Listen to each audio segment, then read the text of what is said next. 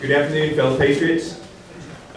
You've heard from people who were, I guess, they're the only ones represented for their offices. You're about to hear three people running for the same office now. I'm Scott Esk. I'm running for House District 91. This is in South Oklahoma City. I think I saw Mike Reynolds come in. He's the incumbent, but he won't be for very long because he's term limited. And I wish him well on his campaign for county commissioners, which is what he's running for now. But I have lived in this district for 17 years. I was baptized into Christ when I was in 1982, and as I've said to constituents on their doorsteps, I've never looked back.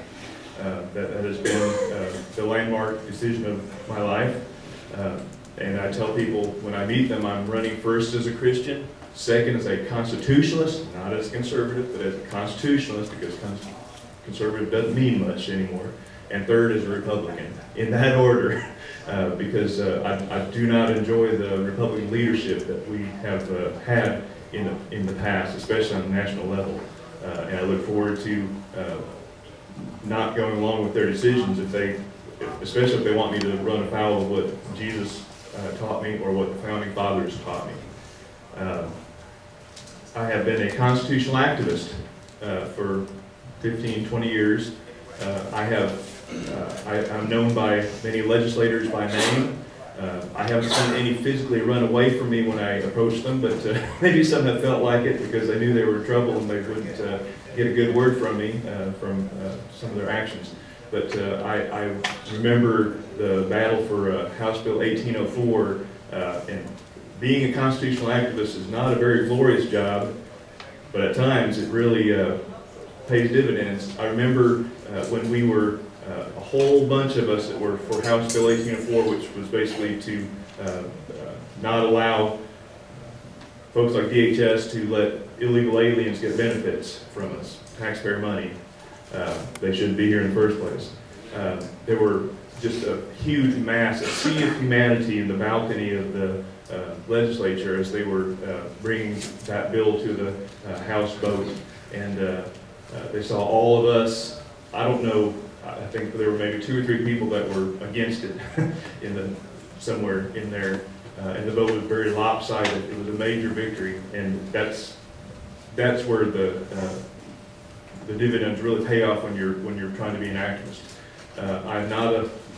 I've never been an attorney, never been involved in special interests. I will not accept donations. I don't plan to take any donations, and I don't know that anyone will be interested in giving me donations from special interest PACs. And that's something you can look at on the Ethics Commission information on the candidates.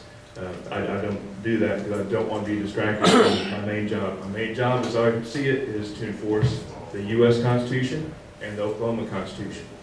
And let me take a moment to discuss what's involved in that.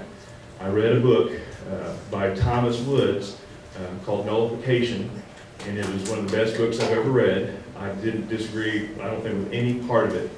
It told about how we have used nullification, which in brief is the refusal of a state to enforce unconstitutional federal dictates that never should have been passed. Obamacare, anyone? We've used it many times successfully in our history. We've pretty much forgotten about how to use it. I'm going to make it my point to remind my fellow legislators very eloquently that we have that option available to us, and it's the most viable option.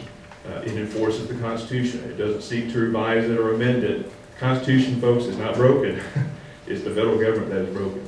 And no matter what we do in the state of Oklahoma, no matter how much we trim our budget, no matter how much we implement reforms within the state of Oklahoma, and I encourage that to happen, it's not going to be of much use if we keep allowing the federal government to be more and more dominant over us.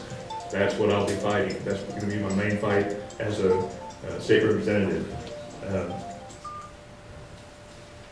And as I've said this message to my constituents on their doorstep, they've been very excited about hearing about it. They're hungry for this kind of change. I look forward to working with my constituents, and I look forward to getting your support of you who are in my voting district on June 24th. And my website is askforS.com. Your name and your district. And my name is Scott Esk, and I'm running for House District 91. Thank you very much. Next.